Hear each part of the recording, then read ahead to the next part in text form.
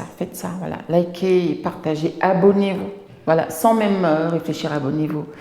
Bienvenue sur ma chaîne, je suis Anikaba, alias la femme atypique, alias la femme de ménage. Pour ceux qui me découvrent sur cette chaîne, je valorise mon métier, je valorise mes congénères, ces hommes et femmes qui exercent de petits métiers au quotidien pour subvenir à leurs besoins et à ceux de leur famille.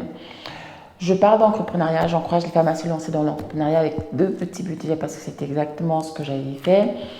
Je parle des changements que le Seigneur opère dans ma vie. Je valorise les femmes noires qui ont enfin compris qu'elles devaient sortir de la médiocrité et participer de manière très efficace et active pour le changement de notre communauté.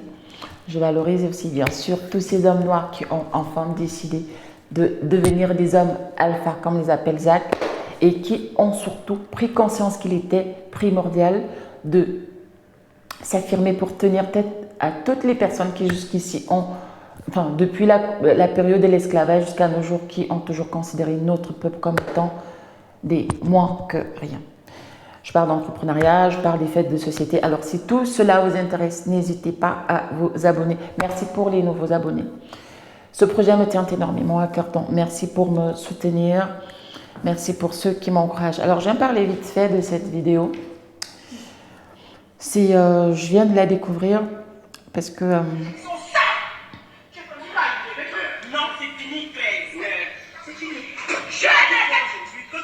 En fait, c'est une vidéo de deux dames qui sont en train elles essaient d'humilier, enfin, elles sont en train d'humilier un homme. Je pense qu'il s'est joué de toutes les deux. Moi, ce que je retiens de cette vidéo, c'est... En fait, elles auraient pu faire ça sans filmer, mais elles ont demandé à être filmées pour balancer sur les réseaux sociaux. C'est ce qui me pose problème avec cette vidéo. Elles auraient pu le faire en privé, sans toutefois partager ça. Cette semaine, j'ai échangé avec mon beau-frère et il me racontait qu'en fait, dans le transport, il y a une personne.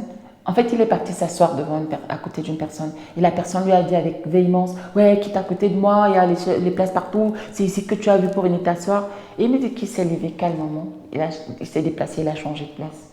Je lui ai dit, « Bravo, tu as très bien fait. » Il me dit, « Ah, vraiment, la maturité, c'est quelque chose. Hein. Quand j'étais jeune, cet homme m'aurait senti passer. » Je lui ai dit, « Mais non, tonton. » Par contre, il m'a dit, « Si j'étais avec ma femme et mes enfants, je ne me serais pas laissé faire. » Je lui ai dit, « Mais tonton, cet homme, il n'a rien fait. Bah, peut-être qu'il n'était pas dans son, comment on dit ça, il n'était pas dans son assiette, ou encore peut-être qu'il est malade, peut-être qu'il avait fait ça sous le contrôle de l'alcool, on ne sait jamais, peut-être même des stupéfiants.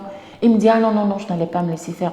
Alors je lui ai raconté l'histoire d'un jeune Guinéen, je crois que c'était en 2019, qui a été malheureusement tué.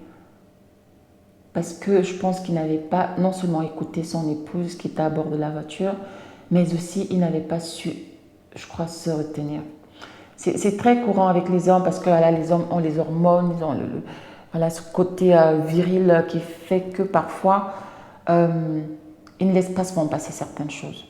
Alors ce jeune homme, d'après ce que j'avais lu, parce que j'avais lu un article là-dessus, il est allé chercher son épouse, je crois qu'il suivait une formation et leur bébé à la crèche, et en entrant, je crois qu'il s'est fait insulter on lui a tenu des propos racistes et il n'a pas voulu laisser passer.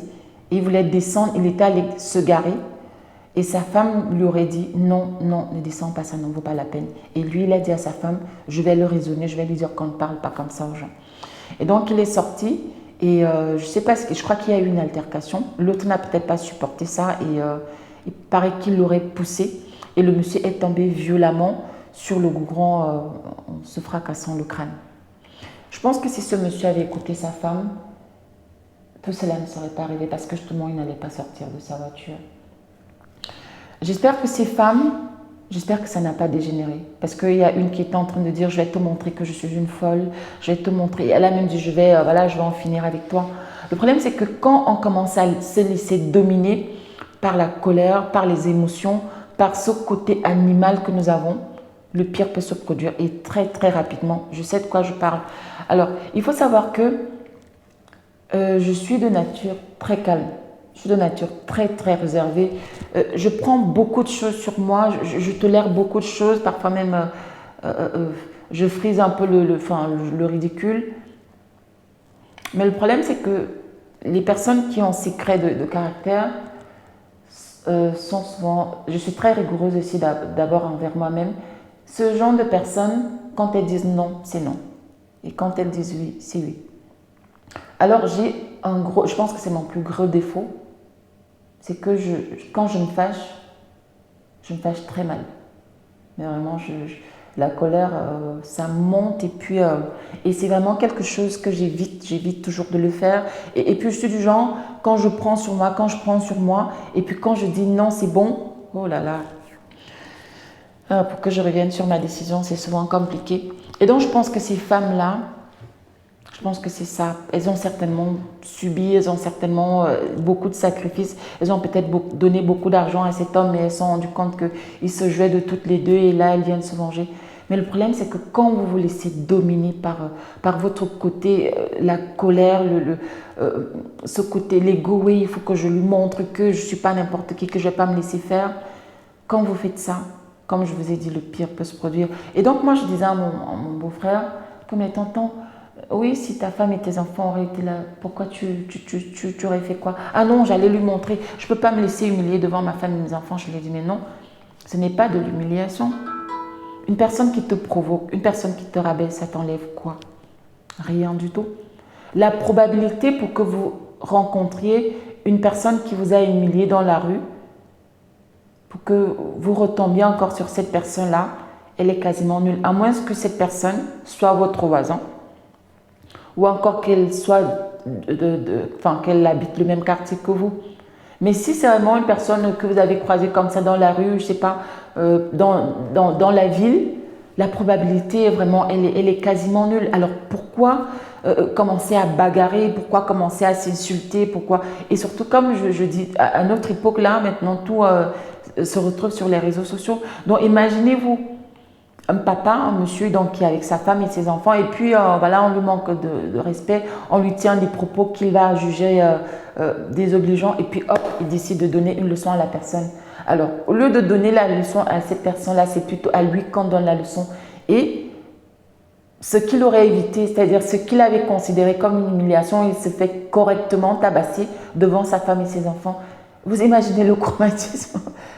J'en rigole, mais c'est pas drôle. Vous imaginez le traumatisme dans la tête de ses enfants et même sa femme qui peut commencer comme je connais nous les femmes, comment nous sommes, sa femme qui va commencer à lui dire « ouais c'est ça, tu viens de sortir tes muscles ici alors qu'on t'avait correctement corrigé là-bas ». Tout ça c'est pour dire quoi? C'est pour dire que apprenons vraiment à être, là je m'adresse aux femmes, apprenons à être des femmes valeureuses, apprenons à être des femmes. Parce que quand une femme a de la valeur, il y a des choses qu'elle ne se permet pas de faire. Quand une femme a de la valeur, elle pense à sa progéniture. Parce que ces femmes-là, je ne sais pas si elles ont pensé à leur progéniture. Imaginez-vous que leurs enfants, leurs petits-enfants tombent sur cette vidéo-là. Elle est en train de... Là, quand je l'ai regardée, là, elle avait déjà plus de 1600 partages. Et donc, tel que c'est parti là, elle va peut-être atteindre 10 000 partages. Est-ce qu'elles iront supprimer ces 10 000 partages-là? Et je ne parle même pas des commentaires. Faisons vraiment attention aux actes que nous posons, surtout à notre époque où tout se finit maintenant sur les réseaux sociaux. Il y a encore 10 ans, les gens pouvaient bagarrer, il n'y avait pas de smartphone, il n'y avait pas de réseaux sociaux. Limite, ce n'était pas très grave. On pouvait raconter, mais bon, on n'avait pas de preuves. Mais de nos jours, moi je suis très fière de mes grands-parents, maternels et paternels. Ils n'étaient pas parfaits, mais c'était des personnes valeureuses. Et je ne parle même pas de mes parents dont je suis extrêmement fière. Et moi, aujourd'hui, justement, j'essaie à mon tour de tout faire pour que ma progéniture aussi soit fière de moi, en évitant de me retrouver dans des situations compliquées. Et parfois même, il m'arrive de regretter mon sombre passé. Donc vraiment, faisons attention aux actes que nous posons. C'est très, très important. Apprenons à retenir nos émotions, à retenir l'ego, à contrôler notre côté animal parce que sinon le pire peut se produire et après on regrette. Que le Seigneur vous bénisse, que le Seigneur me bénisse et à très prochainement pour une nouvelle vidéo. Tchuss.